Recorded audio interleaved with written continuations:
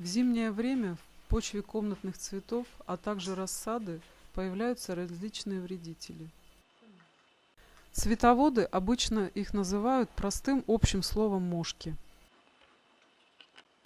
На самом деле в верхнем слое почвы комнатных цветов могут встречаться как подуры или многохвостки, а также грибные комарики. Грибной комарик – это летающее насекомое, а подуры – ползающие. В осенне-зимнее время важно следить за влажностью грунта комнатных растений. Верхний слой между поливами обязательно должен просыхать на 3-4 см в глубину. Кроме того, грунт нужно периодически рыхлить. Рыхление и просушка верхнего слоя грунта не дают развиваться грибным комарикам и другим различным насекомым. Но чтобы полностью избавиться от грибных комариков и мошек, нужно использовать дополнительные меры. Все ползающие и летающие насекомые, которые обитают либо в почве ваших цветов, либо на их листьях, не переносят резкие запахи. Самое простое средство для борьбы с грибными комариками и мошками – это чеснок. Измельченный чеснок просто залейте кипятком, дайте раствору настояться, а затем опрыскайте верхний слой почвы. Горшок поместите в целлофановый пакет. Верхушку пакета обмотайте вокруг стебля и завяжите так, чтобы не было доступа воздуха. В таком виде оставьте растение на 1-2 часа.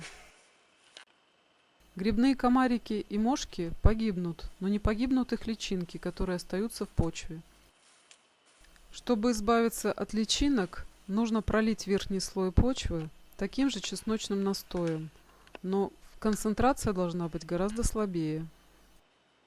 Нашатырный спирт – это еще одно средство борьбы с комариками и мошкой. Его резкий и неприятный запах также губителен для всех насекомых. Открытый флакон поставьте в пакет и плотно завяжите верхушку. В пакете растение должно простоять пару часов. Чистым нашатырным спиртом ни в коем случае не поливайте поверхность почвы. Если необходимо полить, то на стакан воды добавить всего 2-3 капли спирта. Если в почве комнатных растений селятся грибные комарики, мошки и подуры, то на листьях растений живет тля и белокрылка. Эти насекомые также не переносят резкие запахи. Для уничтожения тли и белокрылки можно использовать и чесночный настой, и нашатырный спирт, а также такое средство, как дихлофос.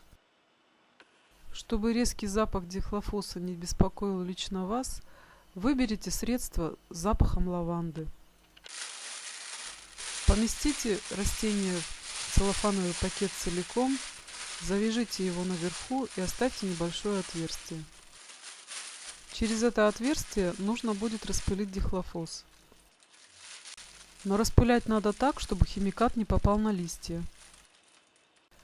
При попадании дихлофоса на листья некоторых растений на них могут образоваться ожоги и пятна. При использовании дихлофоса растение в целлофановом пакете должно находиться не более получаса. Следует отметить, что при использовании всех этих средств борьбы с насекомыми личинки их не погибают. Желательно эти процедуры повторять несколько раз с интервалом 7-10 дней. Кроме этих простых способов, можно использовать и препараты, которые продаются в магазинах.